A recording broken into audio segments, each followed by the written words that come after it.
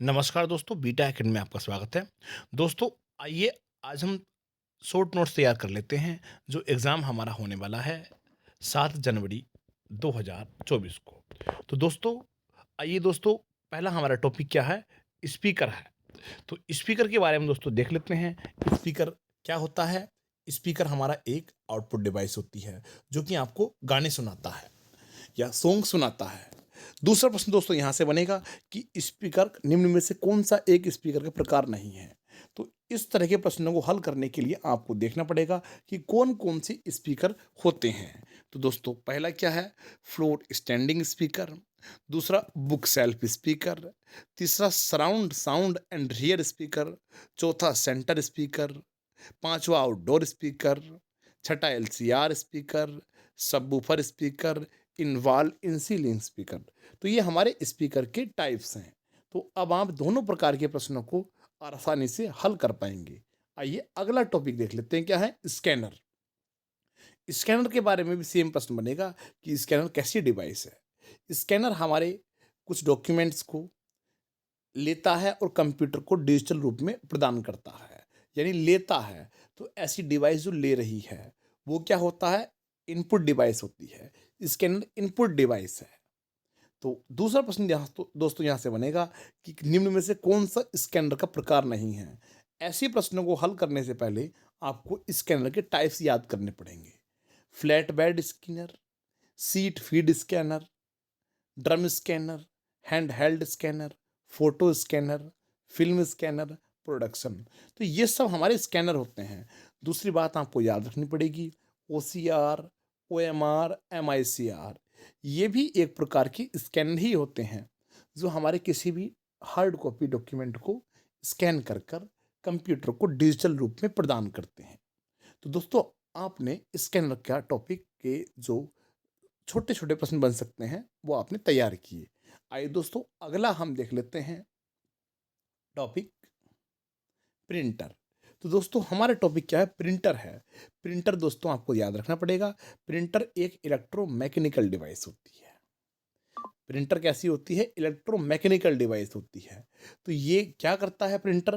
दोस्तों प्रिंटर हमारा कोई भी सॉफ्ट कॉपी को प्रिंट करके हार्ड कॉपी के रूप में आपको प्रदान करता है।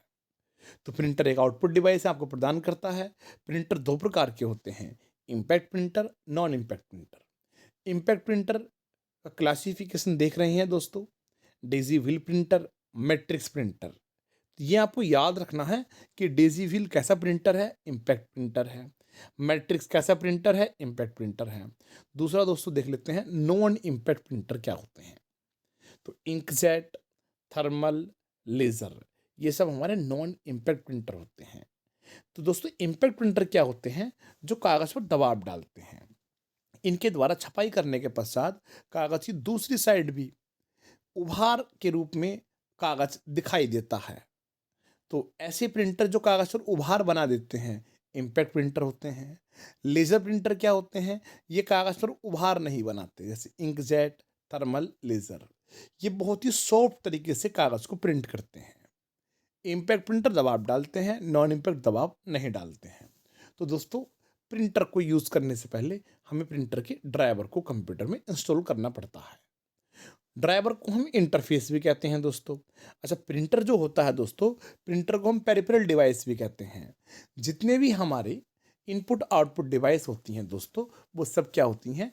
पेरिफेरल डिवाइस भी होती हैं। ये बात आपको दोस्तों याद रखनी है। चलिए दोस्तों अगला हम टॉपिक देख लेते हैं। दोस्तों अगला महत्वपूर्ण हमारा टॉपिक क्या है?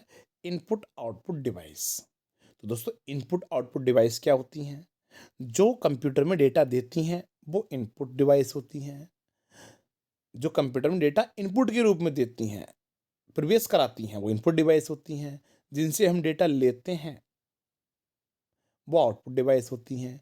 अच्छा, कुछ डिवाइस दोस्तों दोनों की तरह काम करती हैं, जैसे टच स्क्रीन होती है मोबाइल की, ये दोनों के रूप में काम करती है। तो ऐसी डिवाइस बोथ की श्रेणी में आती है। तो दोस्तों हमने यहाँ एक 3 टेबल बना रखी हैं। कुछ डिवाइस इनपुट होती हैं, कुछ आउटपुट, और कुछ दोनों डिवाइस होती हैं। तो एक बार हम इनकी लिस्ट को रिवाइज कर लेते हैं। Keyboard, mouse, microphone, track ball, webcam, scanner, biometric sensor. तो दोस्तों ये सब क्या होती हैं, हमारी इनपुट डिवाइस होती हैं। Monitor, printer, headphone, GPS, plotter, speaker, screen projector, ये सब हमारी आउटपुट डिवाइस होती हैं। दोस्तों कुछ डिवाइस दोनों की तरफ कार्य करती हैं, जैसे virtual reality, USB memory drives, touch screen, fax machine, digital camera, CD DVD drives, ये सब हमारी दोनों डिवाइस होती हैं। तो दोस्तों अगला टॉपिक देख लेते हैं, क्या है, जनरेशन। कंप्यूटर की जनरेशंस का टॉपिक है दोस्तों, बहुत ही महत्वपूर्ण टॉपिक है ये। तो आपको ये याद रखना पड़ेगा कि पहली जनरेशन, फर्स्ट जनरेशन का समय क्या था, 1946 से 1959। सेकंड जनरेशन का समय क्या था, 1959 से 1965। थर्ड जनरेशन का समय क्या था, 1965 से 1971। फोर्थ का समय क्या था, 1971 से 1980। फिफ्थ जनरेशन क्या है, 1980 से आज तक चल रही है। तो दोस्तों एक तो समय वाले प्रश्न आ जाते हैं यहाँ से कि किस जनरेशन का समय टाइम पीरियड क्या था। दूसरा दोस्तों यहाँ से टेक्नोलॉजी आती है, जैसे पूछ लिया जाएगा आईसी किस जनरेशन में आई थी। तो आईसी दोस्तों तीसरी जनरेशन, इंटीग्रेटेड सर्किट प्रयोग हुआ था तीसरी जनरेशन में। पूछ लेगा आपसे माइक्रो प्रोसेसर किस जनरेशन में प्रयोग हुआ था। तो दोस्तों 1971 के में माइक्रो प्रोसेसर बना था। इंटेल का पहला माइक्रो प्रोसेसर 4004 था, 4 बिट का ये माइक्रो प्रोसेसर था।